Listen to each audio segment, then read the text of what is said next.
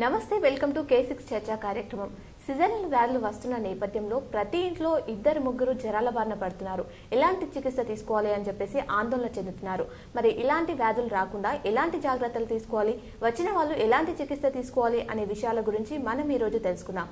ఈ విషయాల గురించి తెలియజేయడానికి మనతో జనరల్ ఫిజిషియన్, ప్రభుత్వ మెడికల్ కళాశాల ప్రొఫెసర్ డాక్టర్ చిలకం తిరుపతిరావు గారు ఉన్నారు. మరి లేట్ చేయకుండా వారికి వెల్కమ్ చెప్పేద్దాం. నమస్కారం సార్. నమస్తే అండి.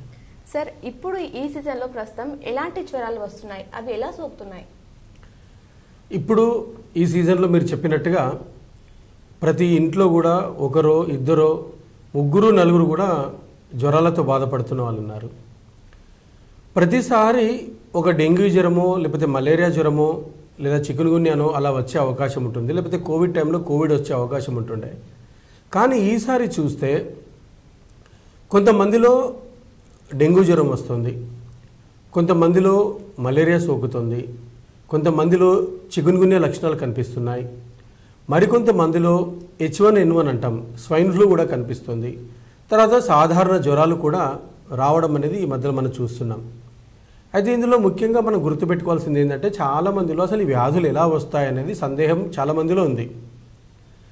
అయితే ఈ జ్వరాలు రావడానికి అంటే ముఖ్యంగా డెంగ్యూ జ్వరం కానీ, అదేవిధంగా చికున్గున్యా కావచ్చు, మలేరియా జ్వరము, ఇవి ముఖ్యంగా దోమల ద్వారా అంటే వ్యాధిగ్రస్తుని కనుక ఈ దోమలు కుట్టి మళ్ళీ నార్మల్ వ్యక్తులను కనుక అదే దోమ కుట్టినట్టయితే అప్పుడు ఒకరి నుంచి మరొకరికి ఆ దోమ కాటు ద్వారా మనకు సోకే అవకాశం ఉంటుందన్నమాట.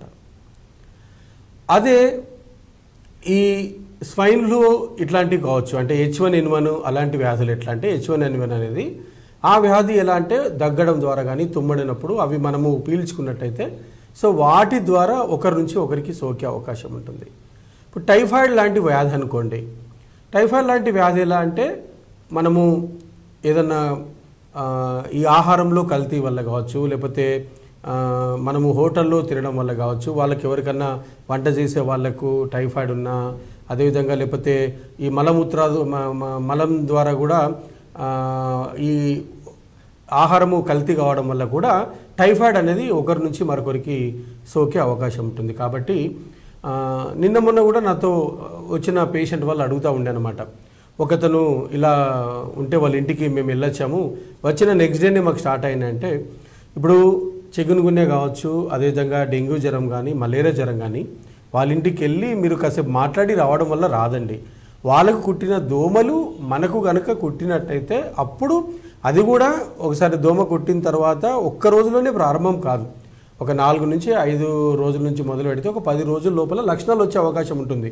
నిన్ను వెళ్ళొచ్చాము వాళ్ళ ఇంటికి వెళ్ళి రావడం వల్ల నాకు వచ్చిందని చాలామంది కంగారు పడుతూ ఉంటారు. అట్లా రాదండి. ఒకరి నుంచి ఒకరికి ఏదో ఒకటి దగ్గర తినడం వల్లనో కలిసి మాట్లాడడం వల్ల రాదు, వాళ్ళు కుట్టిన దోమలు మనకు కుట్టడం వల్ల. సో దోమల ద్వారా ఈ డెంగ్యూ జ్వరం కావచ్చు, అదేవిధంగా మన మలేరియా కానీ చికున్గున్యా సోకుతాయి. టైఫాయిడ్ అనేది ఆహారము కల్తీ కానీ లేదా నీళ్లు కల్తీ అవ్వడం వల్ల కానీ అట్లా మనకు టైఫాయిడ్ అనేది సోకే అవకాశం ఉంటుంది. అదేవిధంగా ఇంతకుముందు చెప్పినట్టుగా నేను H1N1 కానీ ఇతరత్ర ఊపిరితిత్తుల ఇన్ఫెక్షన్స్ ఏవైతే ఉంటాయో అవి దగ్గడం ద్వారా కానీ తుమ్మడం ద్వారా కానీ అవి కనుక మనం పీల్చుకున్నట్టయితే అప్పుడు మనకు ఈ వ్యాధులు సోకే అవకాశం ఉంటుందండి. ఓకే సార్, అలాగే రకరకాల జ్వరాలు ఉన్నాయి, టైఫాయిడ్, మలేరియా, డెంగ్యూ అని. అంటే లక్షణాలను బట్టి ఏ జ్వరం అనేది ఎలా గుర్తిస్తారు సార్? ఇక్కడ చాలా ఇంపార్టెంట్ అండి. ఇప్పుడు డెంగ్యూ జ్వరం కనుక తీసుకున్నట్టయితే అందులో ముఖ్యంగా ఏంటంటే విపరీతమైన జ్వరం ఉంటుంది, చాలా ఒళ్ళు నొప్పులు ఉంటాయి. అదేవిధంగా ఈ కనుగుడ్ల భాగంలో వెనుక కొంచెం నొప్పిగా ఉన్నట్టు అనిపిస్తుంది, తలనొప్పిగా ఉండడము, వాంతులు అనిపించడము, కొన్ని సందర్భాల్లో కడుపు నొప్పి రావడము, తర్వాత మలము నలుపు రంగులో రావడము, తర్వాత చర్మం పైన దద్దుర్లు అనేది ఏర్పడము, ఇలాంటి రకరకాలైనటువంటి లక్షణాలు, ఏమీ తినాలనిపించకపోవడం, వీక్నెస్. అయితే ఈ డెంగ్యూ జ్వరాన్ని మరొకటి ఏమంటారంటే బ్రేక్ బోన్ ఫీవర్, అంటే ఎముకలు విరిగిపోతే అదేవిధంగా మనకు ఏదైనా కీళ్ళవాతం ఉంటే నొప్పులు ఎట్లా ఉంటాయి అంతకంటే దారుణంగా నొప్పులు ఉంటాయి అన్నమాట. అందుకే దీన్ని బ్రేక్ బోన్ ఫీవర్ అని కూడా అంటారన్నమాట. డెంగ్యూ జ్వరం లక్షణాలు అలా ఉంటాయి. మలేరియా ఏంటంటే చలితో కూడిన జ్వరం వస్తుంది, చలి జ్వరం ఉంటుంది, ఇంకా ఇతరత్ర మామూలుగా నొప్పులు అవన్నీ లక్షణాలు ఉండే అవకాశం ఉంటుంది. అదేవిధంగా టైఫాయిడ్ చాలా మందిలో ఏంటంటే వైరల్ టెస్ట్ అనేది చేయించుకొని మాకు టైఫాయిడ్ ఉంది అని చెప్తుంటారు అన్నమాట. డాక్టర్ దగ్గర వస్తారు, నాకు టైఫాయిడ్ ఉంది. మనం డాక్టర్ దగ్గరికి వెళ్ళినప్పుడు లక్షణాలు చెప్తే అవసరమైన పరీక్షలు చేసో లేకపోతే లక్షణాలను బట్టో ఏ వ్యాధి అనేది డాక్టర్ నిర్ణయిస్తారు. కానీ మన దగ్గర ఎట్లయిపోయిందంటే అలవాటు, వైరల్ టెస్ట్ అనేది పట్టుకొని వస్తారు, మాకు టైఫాయిడ్ వచ్చిందని చెప్తారు. 3 రోజులు 4 రోజులు మాత్రమే జ్వరం వాళ్ళకు ఉంటుంటుంది అప్పటికే, కానీ టైఫాయిడ్ అంటారు. ఇక్కడ గుర్తుపెట్టుకోవాల్సింది ఏంటంటే ఆ టైఫాయిడ్ వైరల్ టెస్ట్ ఏదైతే చేస్తామో అది మొదటి వారంలో పాజిటివ్, మామూలుగా టైఫాయిడ్ నిజంగా ఉన్న వాళ్ళలో రాదండి. అది 2వ వారంలో, తర్వాత 3వ వారంలో టెస్టులు ఉంటాయి, 4వ వారంలో టెస్టులు ఉంటాయి, సపరేట్గా ఉంటాయి టైఫాయిడ్కి. ఊరికే వచ్చి ప్రతిదీ టైఫాయిడ్ అని అంటుంటారు. అట్లా అనకూడదు. ఎందుకంటే ఆ లక్షణాలను బట్టి అవి 3 రోజుల లక్షణాల, 10 రోజుల లక్షణాల, ఎన్ని రోజుల నుంచి జ్వరం వస్తుంది, తర్వాత ఎలాంటి లక్షణాలు ఉన్నాయి, దాని ప్రకారం అది డెంగ్యూ జ్వరమా, మలేరియా జ్వరమా, చికున్గున్యా జ్వరమా, లేదా టైఫాయిడ్ జ్వరమా, లేకపోతే ఈ H1N1తో వచ్చిన జ్వరమా, ఇంకా ఇతరత్ర ఇన్ఫెక్షన్లతో వచ్చిందా, లేకపోతే సాధారణ మామూలు జ్వరమేనా అనేది అది డాక్టర్లు లక్షణాలను బట్టి నిర్ణయిస్తారు, ఎవరికి వారే సొంతగా. అయితే ఈ H1N1 అనేది కనుక వచ్చినట్టయితే లక్షణాలు ఎట్లా ఉంటాయంటే చాలామందిలో అంటే విపరీతమైన కొంచెం దమ్ము రావడం, ఈ మధ్యలో గమనిస్తుంటే కొంచెం దమ్ము రావడం వాళ్ళల్లో, అదేవిధంగా ఆక్సిజన్ శాతం అనేది పడిపోతుండడము, ఆ బీపీ పడిపోవడము, కొన్ని సందర్భాల్లో ఊపిరితిత్తులతో పాటు మూత్రపిండాల మీద కూడా వాళ్ళకు కాస్త ఎఫెక్ట్ అవుతుంది కొంచెం నెగ్లెక్ట్ చేయడం వల్ల. సో కాబట్టి ఏ లక్షణాలు, ఏ జ్వరము అనేది మనం ముందుగానే కొంచెం డాక్టర్ని సంప్రదిస్తే, స్పెషలిస్టుల దగ్గర కనుక మనం సంప్రదించినట్టయితే త్వరగా ఆ వ్యాధికి ఏదైనా సరే పర్లేదు, ముందుగా మనం ట్రీట్మెంట్ స్టార్ట్ చేస్తే అంత ఇబ్బందులు ఉండవండి. ఓకే సార్, జ్వరం వచ్చిందని తెలియగానే ఎలాంటి రక్త పరీక్షలు చేయించుకోవాలి? సో ఇక్కడ ఎవరైతే డాక్టర్స్ ఉన్నామో మన స్పెషలిస్టుల దగ్గర వెళ్ళినప్పుడు వీలైనంత వరకు అంటే మొదటి 2 రోజుల్లోనే జ్వరం ఉంటే దాదాపుగా టెస్టులు అనేది మొదటి 2 రోజులు యూజువల్గా టెస్టులు అవసరం ఉండదండి. ఒక 4 రోజులు గడిచింది, 5 రోజులు గడిచింది జ్వరము అన్నప్పుడు అప్పుడు మనము టెస్టులు చేస్తే అప్పుడు కరెక్ట్గా రిజల్ట్స్ వచ్చే అవకాశం ఉంటుంది. కానీ కంగారుగా నిన్న జ్వరమున్నా ఈరోజు జ్వరమున్నా టెస్టులు అన్నీ చేపించేస్తూ ఉంటారనమాట. సో అవసరం లేదండి అట్లా. 4వ రోజు 5వ రోజు జ్వరం తర్వాత చేస్తే డెంగ్యూ జ్వరం అనుకోండి, అప్పుడు డెంగ్యూ టెస్ట్ ఏమన్నా పాజిటివ్ వచ్చే అవకాశం ఉంటుంది.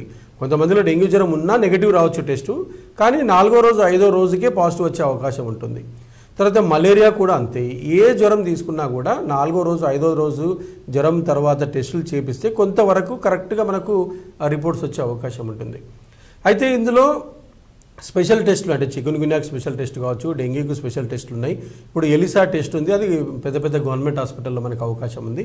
అక్కడ చేసిన తర్వాతనే మనం కన్ఫామ్గా చెప్పొచ్చు. కానీ కొన్ని సందర్భాలలో లక్షణాలను బట్టి, అదేవిధంగా ఈ ప్లేట్లెట్ కణాలు క్రమక్రమంగా పడిపోతుండడాన్ని బట్టి కూడా మనము డెంగ్యూ టెస్ట్ నెగటివ్ ఉన్నా ఒక్కోసారి డెంగ్యూ జ్వరంగా పరిగణిస్తాము. కొన్ని సందర్భాల్లో చలి జ్వరం విపరీతంగా ఉండి ఆ లక్షణాలు లాగుంటే మలేరియా టెస్ట్ పాజిటివా నెగటివా దాన్ని బట్టి కూడా మలేరియా ఉందా లేదా మనం చెప్పవచ్చు.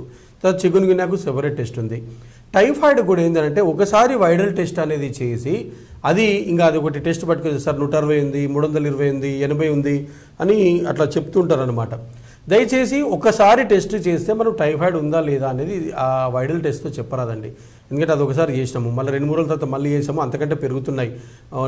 80 ఉన్నది, 160 అయింది, 120 అయింది, 320 అయింది, 320 ఉన్నది, 640 అట్లా పెరుగుతుందంటే అప్పుడు దాన్ని టైఫాయిడ్ అని చెప్పాలి తప్ప ఎవరికి వాళ్ళు అట్లా టైఫాయిడ్ అని చెప్పడానికి లేదు.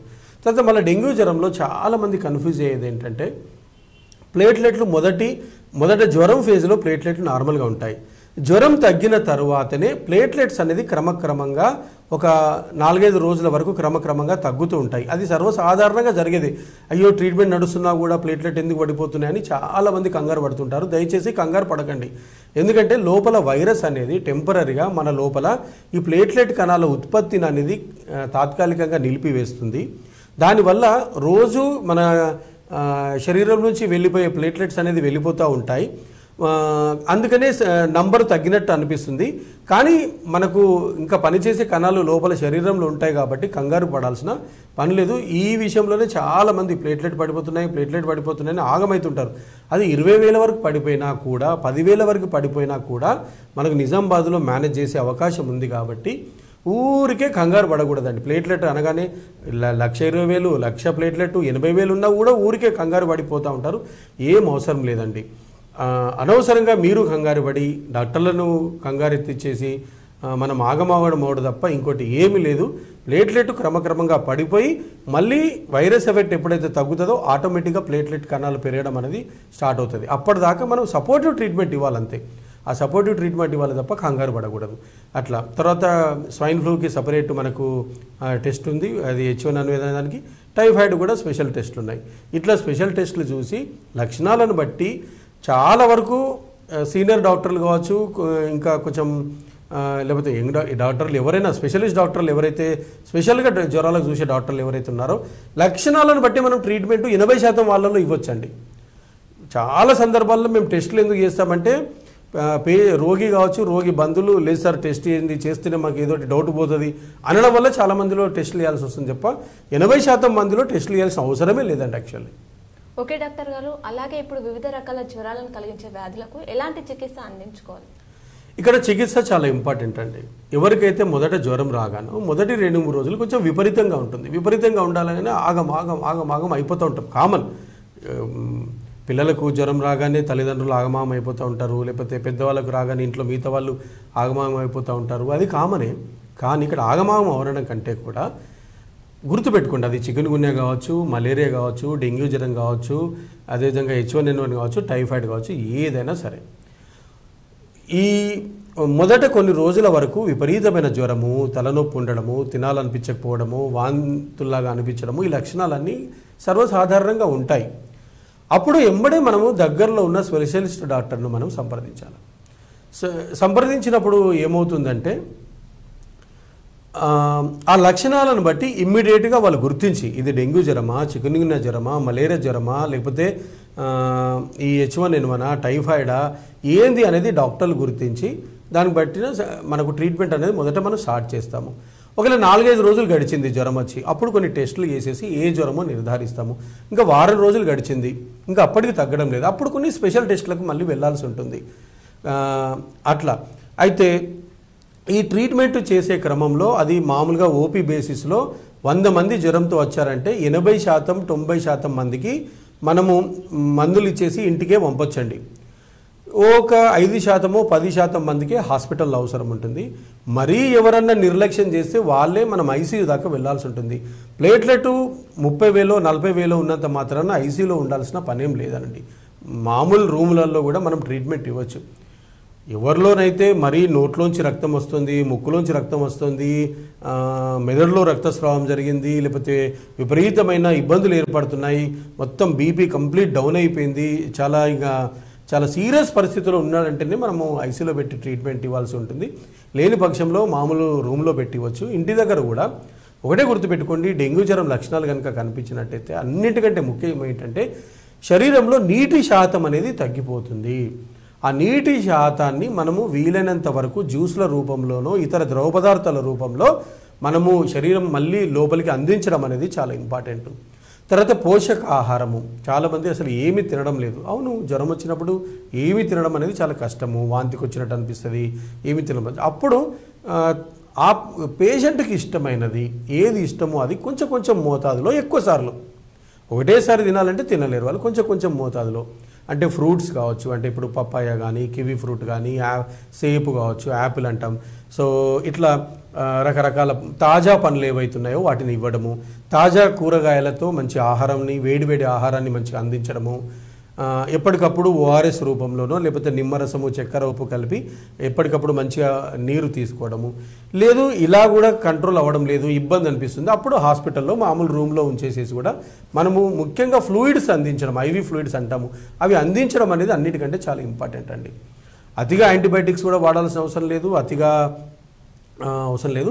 యాంటీబయాటిక్స్ కూడా కొన్ని సందర్భాల్లో వైరల్ జ్వరంలో యాంటీబయాటిక్స్ అవసరం లేదు. ఎందుకు ఇస్తామనంటే ఇతరత్ర ఇన్ఫెక్షన్స్ రాకుండా వీటితో పాటు, ఎందుకంటే అప్పుడు ఇమ్యూనిటీ తక్కువగా ఉంటుంది కాబట్టి ఇతరత్ర ఇన్ఫెక్షన్స్ రాకుండా అప్పుడు కొన్ని 1-2 యాంటీబయాటిక్స్ అనేది మనము పరిస్థితులను బట్టి ఇవ్వాలా వద్ద నిర్ణయం.